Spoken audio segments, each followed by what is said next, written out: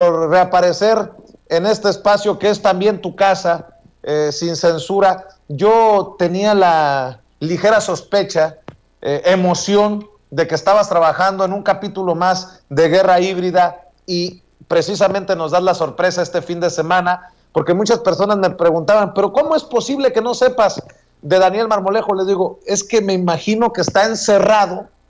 La gente que tal vez no tenga claro el proceso de armar un documental, pues no tiene idea de las miles de horas de ver y ver videos, entrevistas, editar, poner, quitar, cambiar, transformar, y en ese proceso estabas, y me da mucho gusto que hoy también nos puedas hablar del 5º capítulo de Guerra Híbrida, querido Daniel, además en esta que es tu casa, te decía. Muchas gracias, Vicente. Me siento muy emocionado porque creo que hemos logrado deconstruir un concepto con el cual México estaba siendo dominado desde muchas décadas atrás y que no lográbamos articular como el concepto de guerra híbrida. Y en ese sentido quiero decirte que desde el año 68, Estados Unidos manipuló a través de la CIA y de su agente en México a personajes de la cúpula política, a quienes los apadrinaba y los convertía prácticamente en agentes. Personajes al servicio de los intereses norteamericanos, que obviamente bajo el influjo de la doctrina Monroe y durante el periodo de la Guerra Fría entre Estados Unidos y la Unión Soviética, se manipulaba a estos personajes promoviendo en ellos varios factores. Primero, el terror al comunismo. Creo que aquí el Partido Comunista no llegaba ni a 1000 afiliados.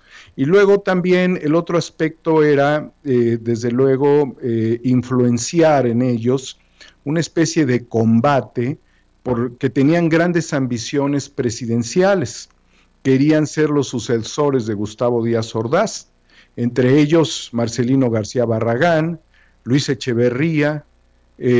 Obviamente Marcelino García Barragán, para quien no lo sepa, pues es el abuelo de García Harfuch, este represor del año 68. Y aunque la BBC de Londres diga que no se entiende y no se sabe cuál fue la influencia de la CIA en el año 68 en México, está muy documentado, Vicente, que la CIA mandó incluso 2 esbirros argentinos, obviamente preparados en Estados Unidos, que también estuvieron en Tlatelolco atacando a los estudiantes. Entonces, eran, en el caso de los expresidentes, el criptónimo Litempo, con el cual la CIA los identificaba y los tenía bien controladitos. Es curioso que muchas décadas después, o algunas décadas después, ya no haya sido necesario convertirlos en agentes. Realmente los agentes norteamericanos han operado en México libremente e incluso armados, que es una cuestión que se ha tratado de evitar. Entonces, tanto el Estado Mayor Presidencial, el Ejército, el propio gobierno del Distrito Federal, que así se le llamaba en ese tiempo a la Ciudad de México, estaban en una ambición. Personajes como Alfonso Martínez Domínguez, el secretario de Relaciones Exteriores de México, también era un litempo, es decir, era un agente, por eso permitió que entraran pues estos personajes que eran un grupo paramilitar, represor, que los guantes blancos del Escuadrón Olimpia, al propio edificio de la Secretaría de Relaciones Exteriores, donde también se filmaba el escenario en unas cintas que después desaparecieron, en carretes cinematográficos que después fueron borrados del horizonte. Esta manipulación nosotros ya la debemos entender como la primera acción de guerra híbrida previo a las Olimpiadas de 1968, faltando 10 días.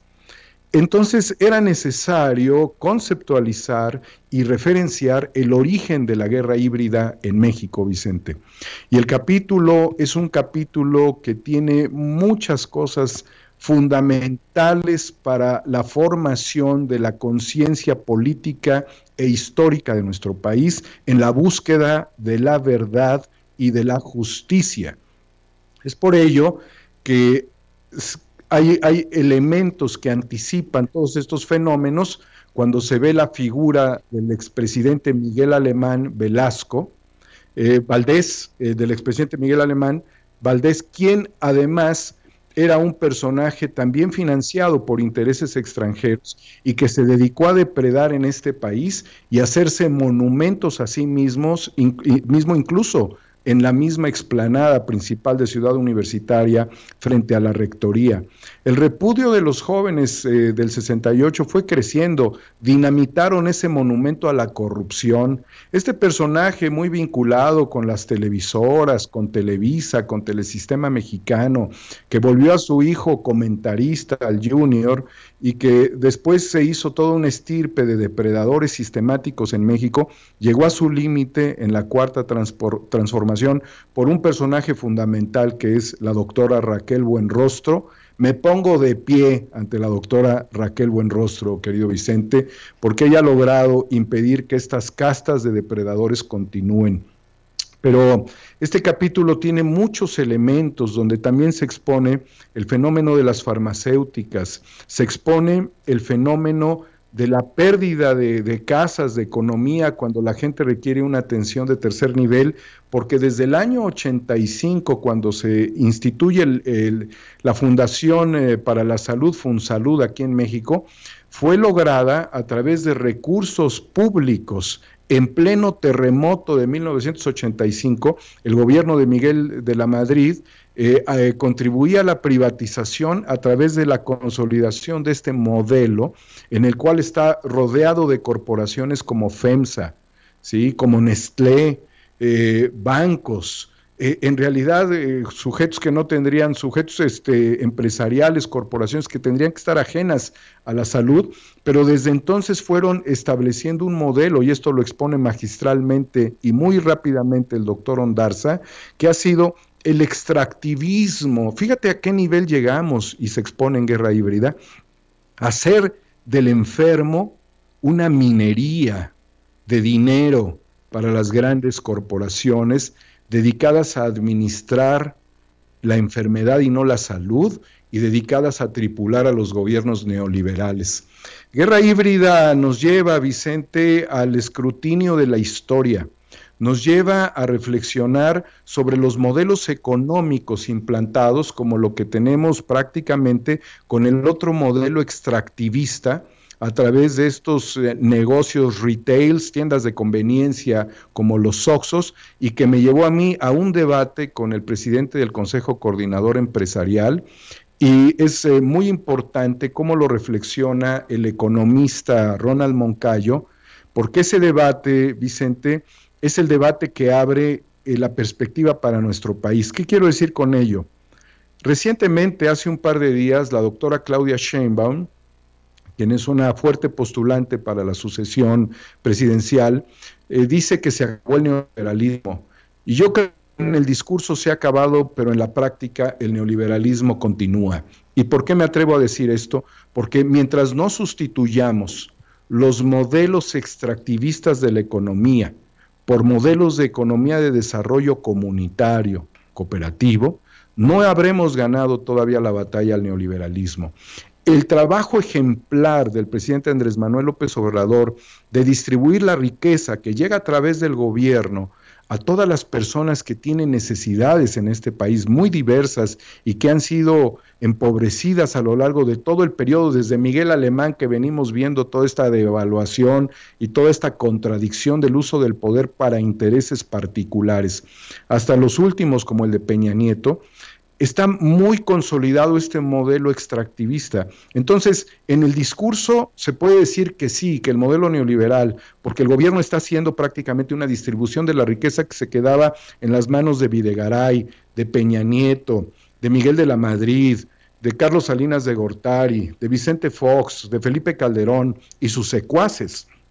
Pero no se ha logrado, querido Vicente, el modelo sustituto de economía local y regional de prosperidad, y ese fue mi planteamiento al presidente, en donde más Además, le pido al presidente que ya deje las reuniones con los grandes empresarios de la oligarquía y que se abran las reuniones con los medianos empresarios, porque se lo digo enfáticamente, no contratan outsourcing, sus materias primas son regionales, su preocupación está vinculada con el consumidor local y porque es necesario ayudar a que haya más prosperidad desarrollando una economía horizontal. Yo ya estoy cansado de ver que Ricardo Salinas Pliego quiera tomarse la fotografía con el presidente y le deba 40,000 millones de pesos al SAT.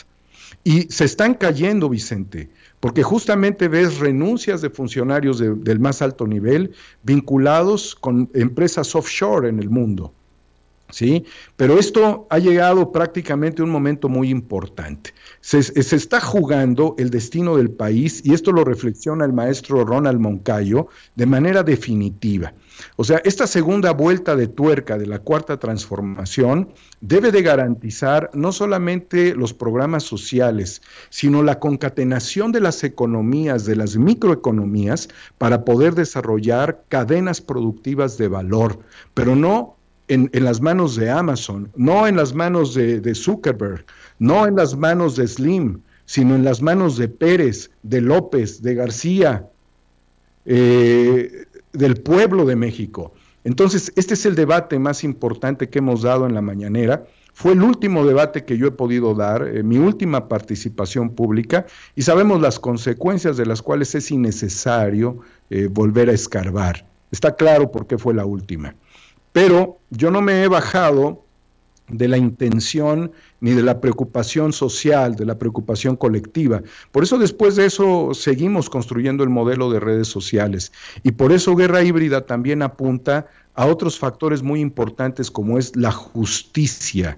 La justicia, la legalidad y la justicia, Vicente, y ahí nos topamos con un bache enorme, debido a que tuve la oportunidad de conocer y entrevistar a la pintora Nisa Wall, quien siendo sudafricana y ante un problema familiar se tuvo que enfrentar durante 16 años en México a un sistema corrupto que le impidió recuperar a su hija y tenerla entre sus brazos durante 16 años.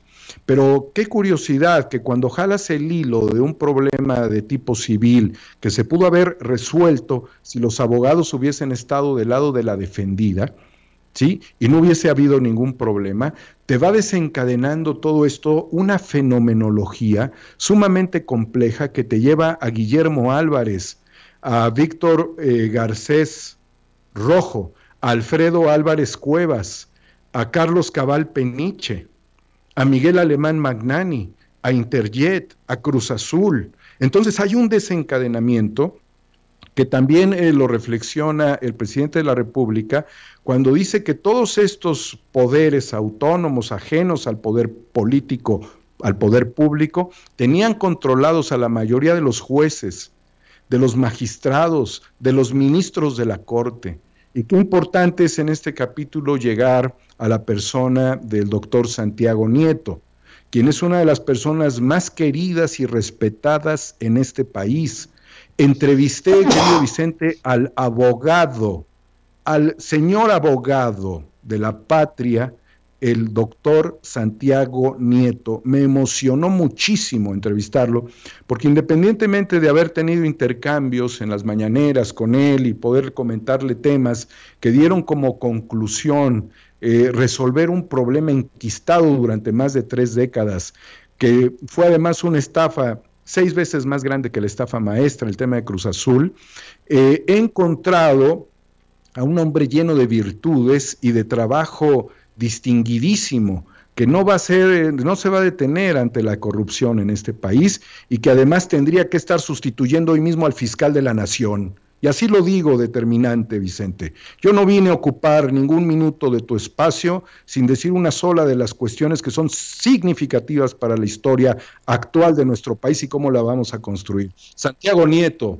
tendría que ser el fiscal de la República y además sería un fiscal que reformaría este organismo donde nada más se dedican a darle pitazos a los delincuentes cuando ya les va a echar el guante la justicia para que se peleen con empresas privadas, algunas israelíes que los encapsulan y que se los llevan, con una Interpol que no sirve para naranjas. Para nada sirve Interpol aquí en México.